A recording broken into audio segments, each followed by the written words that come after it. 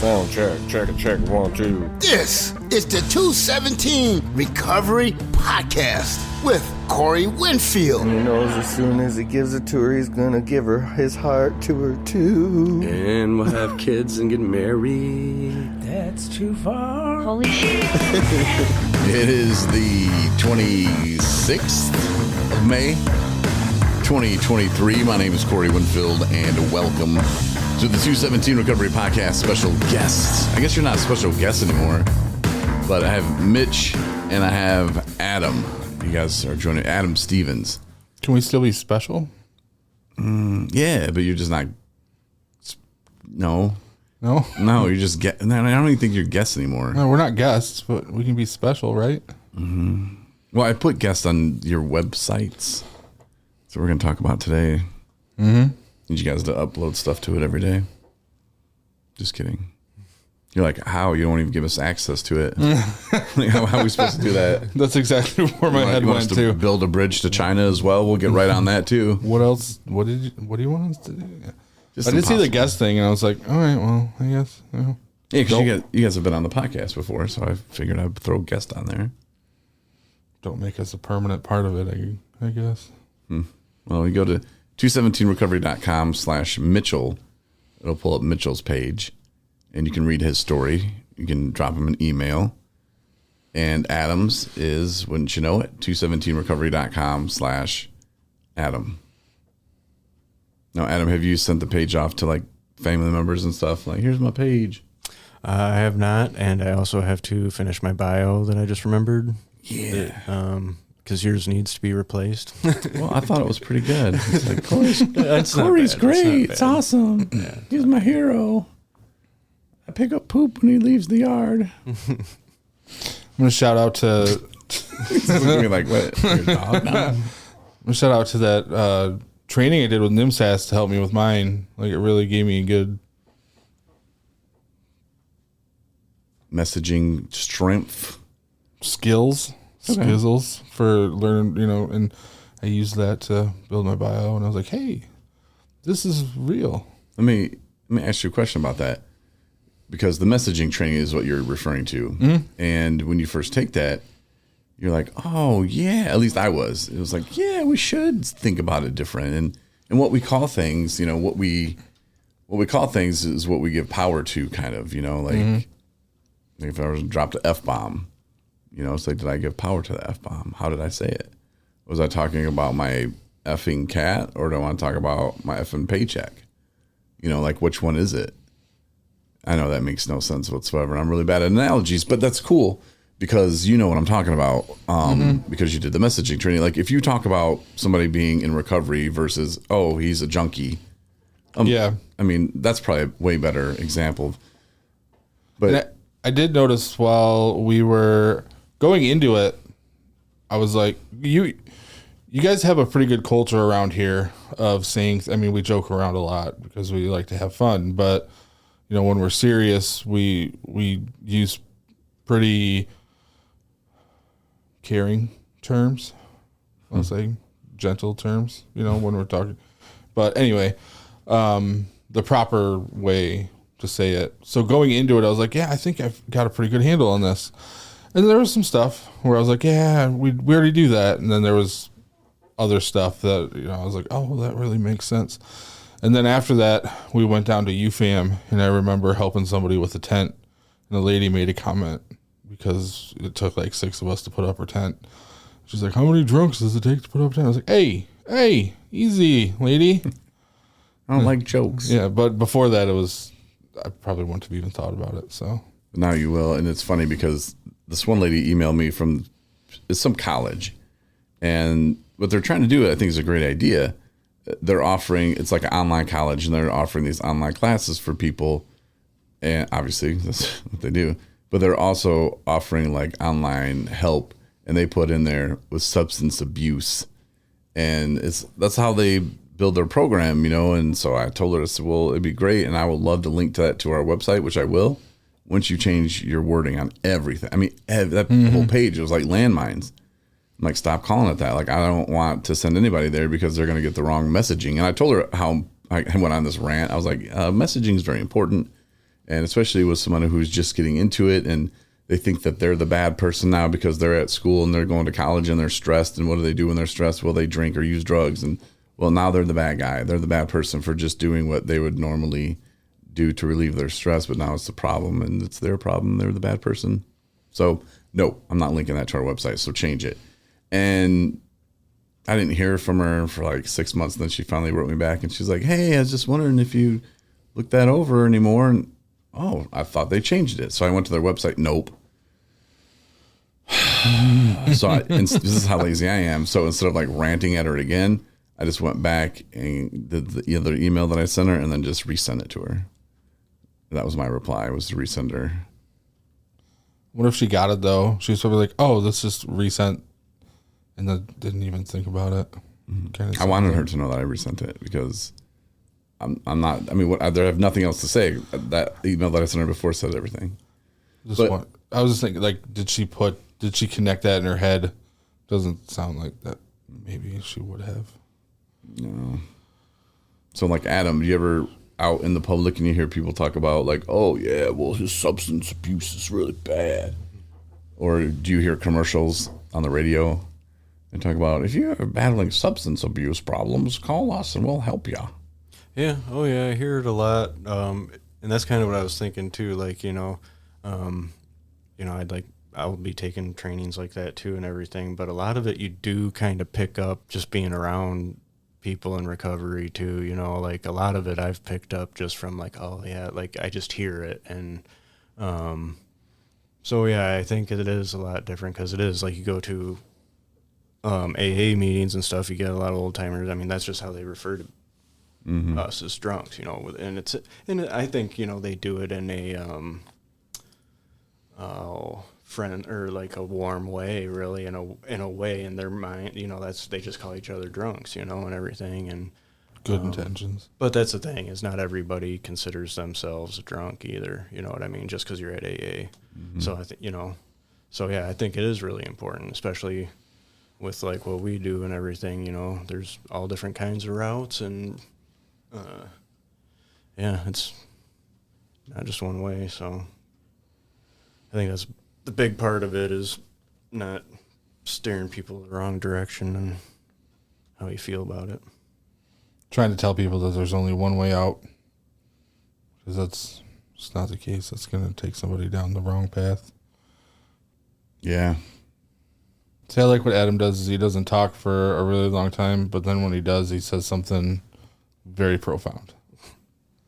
I'm like, hey. That's the first time I've done it here, but actually that's that was my thing in rehab. I didn't talk a whole lot, but when I did, it's because I felt like I had something to say, It meant something. This time you guys were just looking at me, so I had to say something. I had to respond. I put you on the hot seat there. Well, I feel bad because we've talked before, and you're pretty humble with your speech when there's a whole bunch of people talking at once, and I have to remind myself, Adam's here. He has an opinion. I appreciate it. So I want to talk about the video we made, but then I was like, oh no, I need to talk about this because this is actually recovery related, but I just can't remember what that is. So on to the video. Next. Yeah, we're having a grand opening here at the 217 Recovery Center. And that's on June 8th.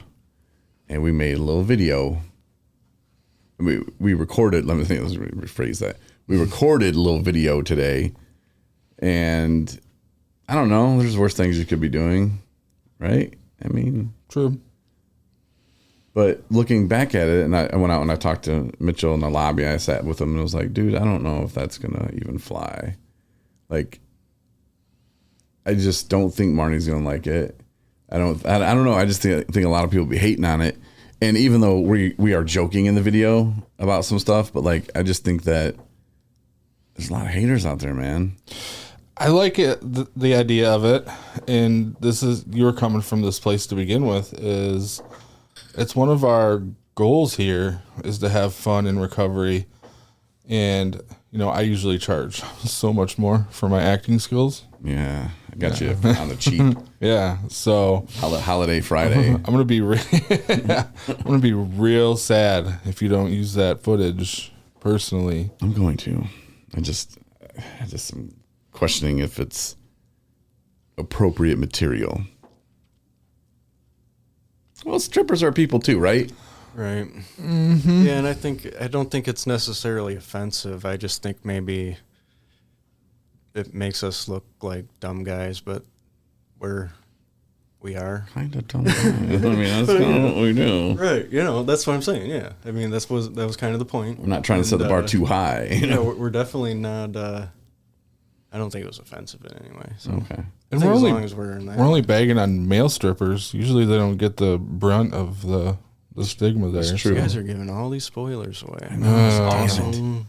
Look for the video. It'll be out soon. Watch the blooper reel. You'll appreciate it more. And then wait for the subsequent ones because they'll probably get better as they go. Yeah. Well, I don't know. Like, just the whole It's fun. video of, like, what am I supposed to do? Like, film you guys going, hey, come see us at our grand opening. With a jingle. Yeah. You need a 217 jingle. Like, ba-da-da-da-da. I mean, that's not the one. Tyrone had one for us at one point. It was like electric guitars. No, but it was a takeoff of Sanford and Son, I think, or something like that. Would be. It was pretty hilarious. And Tyrone's probably at home going, I don't remember that, but you did, Tyrone. I'll have to see if I can find it. Thank you for what you do, Tyrone. Mm-hmm. We love you. And he came by the other day, and he likes to do outreach. And he was kind of disappointed. He wanted to spend more time out there doing that this week, and he drove like an hour in, and I think was out there for like 20 minutes. And they were like, we're done. I know when I got here, and I think you made a joke about Tyrone and Adam going from Alpena to Lansing today. And I was like, wait, they're doing what? I believed you, and it wasn't what happened. I don't know what it was. I thought you were talking about their route that they were taking with the van or something. And No, I think I was saying that Justin was going from Alpena to Lansing. oh, Sorry. A little miscommunicado. it was funny because at first I was like, they're gonna do what today? That's a big day. And then they came back like 30 minutes later. I was like, Yeah, what that would be a really long trip for Tyrone. Yeah. He sleeps a lot, like in the car. Like, man, you get him in there, and he's worse than Marnie. Like, not even a mile down the road, he'll just be talking to you about cheeseburgers. Then you, and you're like, "Whoa, dude!" And which was really funny because when he was talking to me the other day about his job that he had at GM back in the day, and he said he's like, "Winfield, I'd be out all night, man, doing drugs and smoke crack, whatever, and then I would have to go to work." And they told me that if I missed any more work, I'd be fired. So I would just show up and I would go in the bathroom and I would sleep. And I've lived with Tyrone. I've driven Tyrone. I know how loud this man snores. And I started laughing my ass off because I could just picture Tyrone trying to hide up in the bathroom and just snoring like a madman. And like, who are you trying to like hide from, dude? Like, of course you got fired because he said they caught him sleeping in the bathroom. And they said, no, that's not what we're trying to do here, man. We want you to come to work and work, not come here and sleep in the bathroom. And I could just imagine him though, just sitting on the pot, just, and then walking in and just hearing somebody in the bathroom just echoing. Yes, just logging it up, sawing logs. I thought that was pretty funny. I've had one job. It was a midnight job back when I was still in the addiction, and I hadn't been diagnosed with my sleeping stuff yet, my sleeping disability, sleep apnea. And being a single dad and trying to sleep when my kid's at school, and having a house full of people that don't care that you work nights, and that was great. It actually made my addiction a lot worse because I couldn't sleep because of sleep apnea, and I couldn't sleep because nobody gave a crap that I had to sleep during the day. And so then that was a problem. And then I'd work nights, and I got away with the most of it. I got caught a couple times, but I got fired from that job for other reasons. This is a laundry list they could have fired you for. Yeah, napping on the job wasn't one of them. I had a pretty good system. I remember looking back, I was like, yeah, I got away with more than I should have there. Mostly naps. You look back at some of that stuff, and you're like, how did I do it? Yeah. Like, how was I not fired a long time ago? Like, that's crazy. But now we have pretty cool jobs. So then, like, working in the recovery field is something that I find rewarding, and I don't know. It's just you're just giving back, man. And Adam, like, I just kind of figured. I remember one time Adam told me that he was like, "Yeah, I think I got to work in the field somehow. I got to do something in the industry, like to be in it, to be in it, And when you work in it, do you guys get burnt out? Not me, man. Like, I'm still at the point where, when I have a chance to mention it, like, that's what I say is I'm grateful because, I don't know. Like you were saying, that's how I felt about it, is living in is going to make it so much easier to do it, and the most important thing to me had to be me staying sober and everything. And I don't know, to me, what better way, like, I don't want to live at rehab, but at the same time, I love the feeling you have while you're there and everything. And, I always thought of like working there in a place in that environment and everything, it would just make it easier to every day be reminded what you're working on, because that's the thing. A few times I've jumped back into my old life just pretty much the same way, thinking I just got to get back to work, got to back to the routine and everything. And that routine does kick back in, and that leads to the routine of drinking and everything. And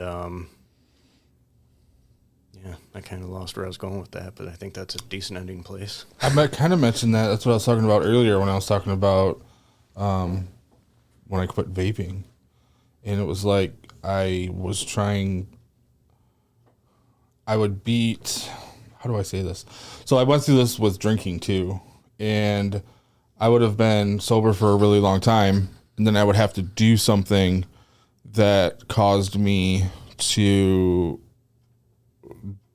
like, for example, my job at the vape store. That was the first, what I'll call, real job that I had since coming out of addiction and getting into recovery. And one of the things I had to talk to my therapist at the beginning of that was, I haven't had a job like this since I was drinking, and how am I going to go to work, leave work, and then just come home and not stop at a liquor store? Like, that's just what I did every day. That was part of my routine. And it felt like going into it, it was just going to happen again. Like, that just had to be a part of it. She's like, well, you haven't done it yet. So, and she talked me through it. So it ended up not being as big of a thing. But then that feeling came back trying to quit nicotine. And I would do something like get in the car. I'd want to hit my vape. And I'd want to, go to bed. I'd want to hit my vape one last time. Wake up in the morning. I'd want to hit my vape. It's like I had to conquer each one of those things over and over again for a few days until they started to go away. So that's a thing. What are your thoughts on nicotine harm reduction? Nicotine harm reduction? Yeah, it's harm reduction. It's because here's the thing about the harm reduction that I just love is, first of all, the things that I was told about it was they want to pass out needles because it's too expensive to cure hepatitis. Like, they don't care about people. They just want to stop paying for them. That's the vibe I got and the talking to I got. So I was like, okay, cool. And then like there's some stuff online that you can go read and it'll tell you like this is how you're supposed to feel and this is what you're supposed to do. But we're all individuals and we all think and feel our own ways. But when it comes to somebody who wants to get off of cigarettes, and if you go from cigarettes to vape, oh, hell to the no, not in Michigan. No, you are a piece of shit. And actually, that is harm reduction. Now, is vaping good for me? No. Neither is eating all that ice cream. Like I make bad choices every single day. But going from cigarettes to vaping, I will tell you I don't smell. I don't cough like a lung up every morning. I don't like just that happened when I smoked. That doesn't happen now. Now, again, is it good for me? No. But is it a harm reduction? Absolutely, yes. But if you talk to like harm reduction companies, and there's one in Michigan, Harm Reduction Michigan, you talk to them about it, and then my dealings with this Derek guy about it, he was like, nope, vaping stupid, nope. And, well, they do all the other harm reduction, but they won't do this. And I know the governor was getting money from, a tobacco company guy, and so she was anti-vaping. Go Whitmer, love her. Yeah. That's sarcasm there if you couldn't pick that up. But it just kind of like, surprises me, but it doesn't, because at the end of the day, it's all about money. And if we really want to hurt the government, again, not that I want you to hurt the government, but if you really are just like, I've had enough of this politics crap, quit smoking, quit gambling, quit drinking. There you go. For a month, everybody do that. All at once. Yep. And you'll find out how much the government wants you to smoke and how much they want you to gamble and how much they want you to drink. Right. I had to kind of get over some feelings of being a hypocrite because somebody was talking to me about how they really liked the taste of beer. So every once in a while they'll go out and get non-alcoholic beer. And I was like, well, that's walking a really thin tightrope. I feel like you're like one little step away from just falling back in it. And then they were like, well, I figure it's like harm reduction. And harm reduction in one way feels kind of icky. It doesn't feel great. It's like, it kind of feels like a cop out. But I will say that to quit nicotine, I did use harm reduction. I'd call it long-term harm reduction. Like I quit smoking and I went to vaping. And I just did that forever because I've had the same results that you did. Like it wasn't good for me, but it was so much better than smoking was. Mm-hmm. I didn't have any of the breathing issues, and that was the biggest issue for me. And that's how I had the breathing issues, because I'm a big guy too, and I had some heart issues back in the day. But it went from like 100% of an issue to like 5% of an issue. They were still there a little bit, but barely. And then to quit the vaping eventually, years later, I ended up just going off the nicotine, but staying on the vaping because I didn't realize, well, I kind of realized this, but I didn't realize how bad it was. I was addicted to just the act of vaping, I think just as much, maybe more, but at least just as much as the nicotine itself. So being able to step that down, getting off the nicotine for a week and then getting off the vaping, you know, doing it in 2 steps, I think that helped. I was able, because that one day that I got off both, I wanted to kill all you guys for no reason. You did nothing to me that day, and all I could imagine was my hands around your neck. You know, the next day I got a no nicotine vape, and it was like 50% of all of this hatred that bubbled up inside me I didn't know existed was gone. That's nice. Glad you did that. It's good for us. Yeah. But so I don't know about the harm reduction. It's like, because it worked for me with that, but I don't feel like buying people needles is going to help anybody. yeah, I don't know. Maybe it'll help somebody not get sick. Yeah, and I don't know, they said that just because someone's drinking, and some of the stuff that we have to go through is very confusing.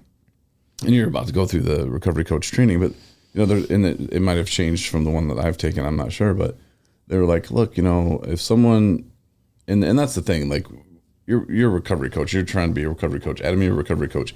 Like, it's not your job to judge people. You know, if someone drinks that day and then calls you the next day and says, hey man, I need help, like, we're not going to be like, no, because you drink, you use drugs, you're out of here, buddy. That's not what we do. You know, that's not what we do. Mm-hmm. So, you know, we just help the people where we can and meet them where they're at. But sometimes they'll say, like, look, man, like, this guy was drinking this much and now he's only drinking this much. I mean, end result, he's drunk. And I'm like, yeah, but I really don't want to talk to a drunk person. My mom told me a long time ago that it's pointless. Like, if somebody's like hammered drunk, you can't get through to them. Nothing you say will ever make sense, and they're always going to be right in their mind. And she's like, she learned from me, dealing with me. Well, it never worked for me either, because I tried that. You know, it's like, well, maybe I can switch this up, or only drink half pints, or only drink, lower proof. And it didn't really matter. Every time I cut down, it's like the pathway found a way to more than I was before. Mm-hmm. So it was very temporary. And I don't think everybody's like that. Maybe it works for somebody, but I'll tell people the same thing about AA meetings. is I think they're great. I think they work for some people, but that didn't work for me. So maybe that's the same case. Maybe there is something to harm reduction. Maybe they're giving it too much energy. Maybe it helps less people than they think it does. Maybe it helps more and we're just not doing enough. I don't know. I don't have that answer. I'm willing to talk if anybody out there wants to talk to me about it. Go to 217recovery.com/Mitchell. Hit me up on the email and we can have a conversation about it, because it's just not something I know enough about. I have feelings about it, but I have no idea if my feelings are right. Right. Although, and that's the thing, like, I just feel like sometimes they tell us, nope, this is what you have to believe. This is what everybody has to believe. And again, I just don't believe that's the case. Like the dude from harm reduction, that Dare guy, he doesn't like people who vape. He has every right. He has every right to think that, you know. But I was just throwing it out there because I think that vaping is a harm reduction, but yet it's not looked at it like that. And I know there are a few companies that are trying to get it passed as harm reduction, and I think it should. You know, but will it never in Michigan? I don't think when Whitmer's in office. I think when she leaves, it'll probably help out. That's how it was marketed in the beginning too, though. Yeah, and it's just like that went away. Like I don't know how they got that to go away. Because well, you can't say that because there's not enough evidence. Well, there's not enough evidence the other way either. Yeah, to say that it's not. So, and I don't know. We can go on about this, and I don't want to. It just gets me fired up, man. I want to talk about something that happened to me yesterday. If we got time, it's a little bit of a switch, but it was really cool. I got to take my first recovery to treatment, and it was a little bit of an adventure. She was great. We had a good conversation there and back. I got to talk to somebody that was going into detox. That was a really great conversation. And it kind of took me back to some places that I've been. But the biggest thing was where I took this person to treatment was right in the heart of some of the trauma from my past.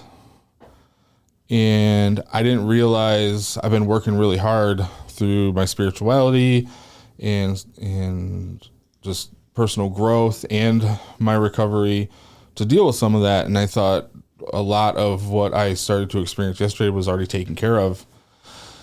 And I started to dip into some of the hatred for a certain person in my past that I had, and bitterness because of things that they had done to me. Sexual relationship. I will neither confirm nor deny. But and it took me a little bit. I just kind of fell into that hate and those negative feelings, like a pit. Yeah. Where were the sound effects when we needed a cheer earlier? I made a mistake. I swallow my words. Not bad. But anyway, I was able to be self-aware enough. These negative feelings hit me, and I was on the drive back, and I was able to be self-aware enough to use some of the new coping mechanisms that I've learned. Man, So like send text messages to your boss. Well, this was after I that, guess that's a complaining coping about skill. the death trap he sent me in. I wouldn't recommend that coping skill for other people listening out there. No, this was other things. Bye. Yeah. I wondered if you still had that. Oh, yeah. I've been using that all over the place now. That's like my sign off.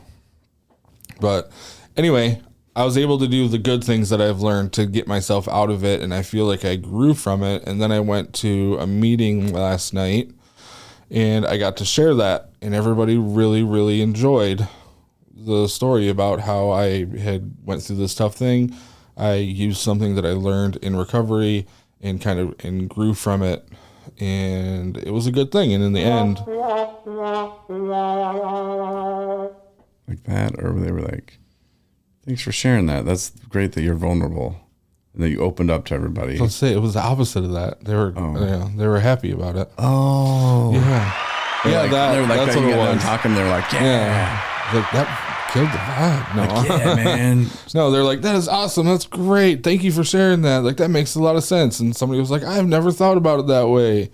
And there's a lot of other cool things that happened at that meeting, but that was just a really good one. And I got to leave there with kind of a bigger sense of purpose, and it was cool. Yesterday was a good day. I got grumpy in it and said some things to my boss I probably shouldn't. But he has been pretty gracious with me and moved on, and it ended up good. So Maybe he cares about your concerns. That's funny, isn't it, Adam? That's probably it. the chances of that. So No, I care when Marnie makes me. Dang. Since we got what do we got? Like a truth serum going on here? Like, Jesus. What the hell? Don't ask me no tough questions. Mm-hmm. No, but like I learned something. I know you guys probably want to wrap it up and go home, but like I'm still paying you for the next couple minutes. So just hang out, listen to me talk. But there was a thing we had to go to in Plymouth for Marnie's father. And he was a lawyer for 50 years, and the Bar Association of Michigan was having like this luncheon for them, like people that had 50 years, you know. And wait, you went to the bar?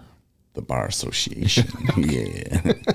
Yeah, I passed the bar. But her dad like passed the bar. Yeah. And he is actually in recovery too, like 15 years, I think now. So he was having that, and it was all the way in Plymouth, which is like 4 hours from here, and it was at noon, so we had to leave early on Thursday to get there. And we get there, and it's about 2 hours, and then we were supposed to drive back, but I think Justin had told me, man, just pack your bag and stay there. So I was like, man, we got to do this and this, because I still had a bunch of things I had to do for work, you know. And I was like, how the hell, like I'm gonna, drive 8 hours through the day, which I've done before, sure, but then I still have about 4 hours of work to do, important work that, like, if I don't do, then we don't eat. You know, so it's not like just like, well, maybe I'll get to that later. It's like, no, this has to be done at this time or else. So we ended up staying there, but I was given an out. Marnie said, honey, I know you have a lot of things to do tomorrow. You don't have to go with me. And I sidestepped that bear trap and said, no way, not falling for that one. I'm going with you. You know, and yeah, I mean, the selfish part of me wanted to go, okay, cool. See ya. When you gonna be home about 8 o'clock? Okay, cool. You know, like that's the selfish part of me wanted to do that, you know, because I'm like, man, I go in, dick around at work or whatever and get my stuff done. I have plenty of time then. And then what am I going to do? Go fly a drone or something? Or I don't know, just that selfish part of me though. And when you're in early recovery, maybe it takes longer for that stuff to kind of sink in, that you have to choose you have to make the right choice sometimes. And that's not always the choice you want. You mean to tell me that while I was complaining to you about what was frustrating about my day yesterday, that you were having a day yesterday? Mm-hmm. You have feelings too? Yeah. Whoa. And I told Marnie, I was like, you have feelings, Adam? No. Oh, okay. That's what I thought. Not yet. Not everybody. Still working on them. Looking for them. But no, it was one of those situations though that I told her, I was like, look, this will be a character builder, because when I get stressed, I get grumpy and angry, and I think that's a normal reaction. Now, before I would go drink when I got stressed, but now I don't do that. So it's like, but I'm still trying to figure that out. And I told her, I was like, it'll be a character builder for me. You know, like I'll have some pressure and I'll have to get this stuff done in a certain time, but you know, there's other ways to do it, and I can still go with you and be with you when you support your father. And when you get stressed, it becomes a thing where I have to watch what I say. It's an exercise for both of us because codependency going on here. No, sometimes some of the things you say when you're frustrated, and I don't think I've been able to. I'm glad we're doing this on a podcast. Yeah. Are kind of funny. Bye. Man, I'm gonna have to listen to the podcast just so I can hear the sound effects. Messing out over here. That's right. We should just sit really close to each other and pull it out, and then we can have one ear in each. Yeah. What? I don't think we're doing that stuff in here. We do have the door closed in my office, but we're not get sitting close and pulling it out.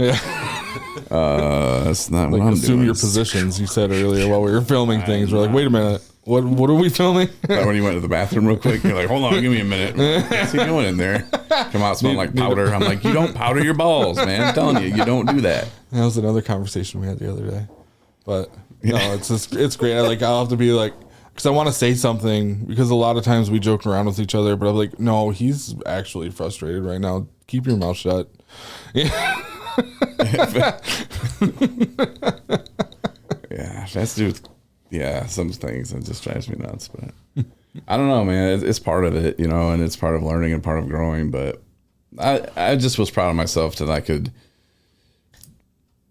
sidestep the bear trap, because if I'd have been like, okay, and this is the message for all guys, the bear traps are set.